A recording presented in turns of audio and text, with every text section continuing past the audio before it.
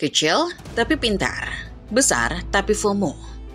Begitulah kira-kira cara yang paling pas untuk menggambarkan situasi Eintracht Frankfurt saat ini. Meski sering dipandang sebelah mata dan kalah pamor dari klub raksasa Bundesliga lainnya, Frankfurt ternyata punya strategi transfer yang pintar sekaligus konyol kena dampaknya. Mulai dari Andre Silva hingga Hugo Ekitike, Frankfurt diketahui sudah mengantongi lebih dari 300 juta euro hanya dari penjualan pemain selama 6 tahun terakhir. Strategi ini membuat mereka dikenal sebagai klub yang pandai memanfaatkan hype sesaat di bursa transfer. Lantas bagaimana bisa Frankfurt meraup semua keuntungan itu? Starting Eleven momen kali ini membahas Eintracht Frankfurt yang bukan raksasa tapi hobi kibulin klub kaya. Bagaimana bisa? Mari kita simak selengkapnya.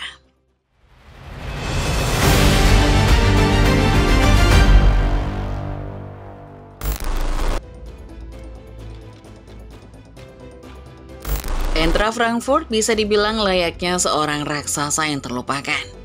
Bagaimana tidak, terlepas dari semua pencapaiannya di kancah lokal, Frankfurt ternyata masih kurang dianggap hanya karena prestasinya yang angin-anginan di Eropa. Eintracht Frankfurt berdiri pada tahun 1899 dan termasuk dalam salah satu klub pendiri Bundesliga pada tahun 1963. Eintracht Frankfurt juga bukan hanya klub sepak bola, tetapi juga merupakan klub multisport yang menaungi berbagai cabang olahraga lain, seperti atletik, hoki, basket, tinju, dan lain sebagainya. Ini menjadikan Frankfurt juga sebagai salah satu klub olahraga terbesar di dunia, dengan basis anggota yang sangat luas. Di Jerman sendiri, Frankfurt dikenal sebagai klub terbesar ketiga berdasarkan jumlah anggota. Hanya kalah dari Bayern Munchen dan Schalke 04. Meski memiliki sejarah panjang dan basis pendukung yang besar, namun sayangnya reputasi Frankfurt di kancah sepak bola Eropa seringkali naik turun. Mereka pernah mencapai final European Cup yang sekarang Liga Champions pada tahun 1960. Sayangnya, dalam laga itu, si Elang harus kalah dari Real Madrid dalam pertandingan legendaris yang berakhir 7-3. Setelahnya, prestasi Frankfurt di Eropa pun lebih cenderung angin-anginan dan kembali menjadi mediocre. Mereka sesekali tampil mengejutkan seperti menjuarai UEFA Cup yang sekarang Liga Eropa pada tahun 1980 dan kembali berjaya di Liga Eropa 2022. Meski begitu, secara konsistensi, Frankfurt sering tertinggal dibandingkan klub-klub elit Eropa lainnya. Pada akhirnya, faktor inilah yang membuat Frankfurt kurang dipandang sebagai raksasa Eropa. Meskipun dalam negeri, mereka dihormati sebagai klub tradisional dengan sejarah yang kaya. Minimnya gelar besar di Bundesliga dan performa yang tidak konsisten di kompetisi Eropa menjadi alasan mengapa mereka belum memiliki status yang sama dengan Bayern Munchen atau Borussia Dortmund di mata penggemar sepak bola dunia.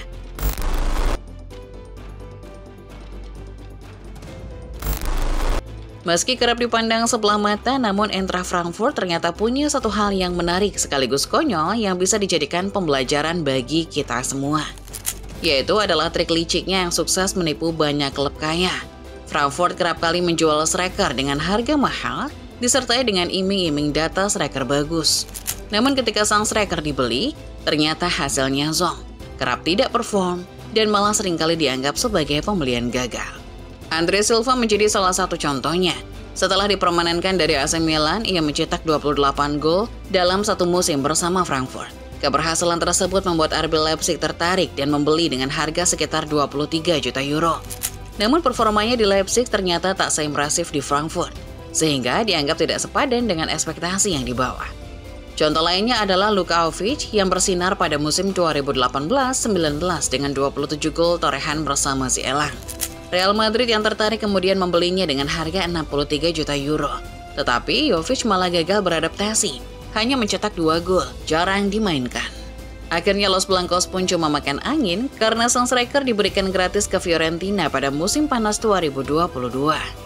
Tak hanya di masa lalu, kasus serupa juga terdeteksi akan terjadi pada transfer Hugo Ekitike ke Liverpool. Setelah tampil tajam dengan 22 gol dan 12 assist musim lalu, Frankfurt baru-baru ini menjualnya ke Liverpool pada Juli 2025 dengan biaya fantastis sekitar 90 juta euro. Meski statistiknya terbilang luar biasa di Bundesliga, namun banyak pihak skeptis apakah Ekitike mampu tampil konsisten di klub sebesar Liverpool. Sejarah Frankfurt menunjukkan bahwa striker yang mereka jual sering kesulitan mempertahankan performanya di level tertinggi. Juga memunculkan keraguan yang sama bahwa Ekitike bisa jadi juga merupakan produk akal-akalan mereka. Dari pola ini, terlihat jelas bahwa Frankfurt sangat piawai dalam menjual pemain di saat yang tepat. Klub-klub besar kerap terjebak hype dan performa sesaat, tanpa mempertimbangkan apakah sang pemain cocok dengan gaya bermain dan tekanan di klub baru. Akhirnya, Frankfurt meraup keuntungan besar, sementara klub pembeli sering kecewa karena sang pemain gagal memenuhi ekspektasi.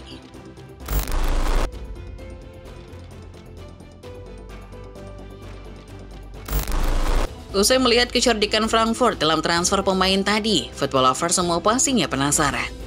Bagaimana bisa Frankfurt menjual pemainnya dengan harga mahal? Well, Markus Krösche, Direktur Olahraga Eintracht Frankfurt, menjelaskan bahwa filosofi klub bukanlah membeli bintang mahal, tapi mengembangkan pemain muda berbakat dan menjual mereka saat nilai pasarnya sedang tinggi. Frankfurt memposisikan diri sebagai klub in-between, yaitu klub yang menjadi batu loncatan bagi pemain sebelum mereka pindah ke tim elit. Jika ada tawaran besar yang datang pada saat yang tepat, klub tidak ragu melepas pemain tersebut sebagai bagian dari modal bisnisnya.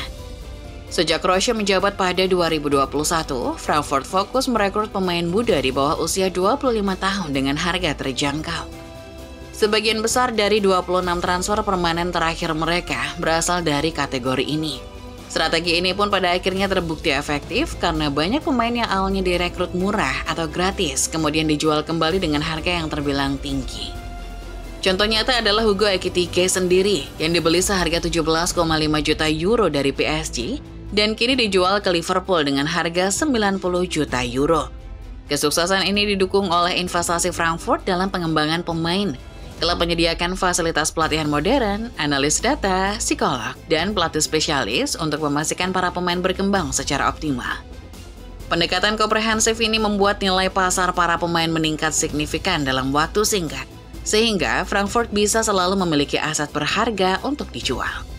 Namun seperti yang sudah kita bahas, banyak dari pemain yang dijual justru gagal bersinar di klub baru. Hal ini disebabkan oleh perbedaan gaya bermain, tekanan besar di klub elit, dan ekspektasi yang tinggi.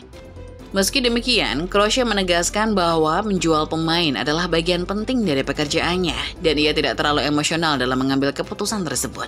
Bagi Frankfurt, transfer pemain adalah bisnis yang harus dijalankan secara rasional, bukan emosional.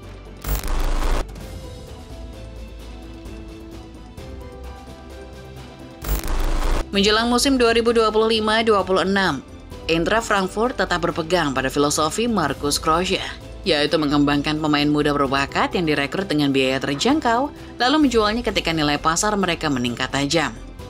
Fokus utama klub adalah menjaga stabilitas tim inti sambil memperkuat kedalaman skuad dengan talenta potensial yang dapat berkembang pesat di Bundesliga. Untuk musim 2025-26, Frankfurt resmi mendatangkan beberapa pemain pada bursa transfer musim panas ini. Jonathan Burkhardt, striker berusia 24 tahun dari Mainz adalah salah satunya. Direkrut dengan harga sekitar 21 juta euro, ia dikenal sebagai pemain serbaguna di lini depan, yang bisa bermain sebagai penyerang tengah atau di sayap, dengan kemampuan mencetak gol dan mobilitas tinggi. Selain Burkhardt, mereka juga membeli Rasmus Christensen, bek kanan berusia 26 tahun dari Leeds United, bergabung dengan biaya 6 juta euro. Sejumlah pemain seperti Paxton Aaronson, Elias Baum, dan Aurelio Buta juga kembali dari masa peminjaman tanpa biaya transfer. Strategi rekrutmen ini sepenuhnya berbasis analisis data.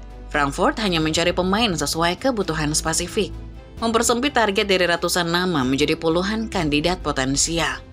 Pemain yang direkrut memiliki usia muda, harga wajar, dan potensi besar untuk dikembangkan menjadi aset bernilai tinggi di masa depan.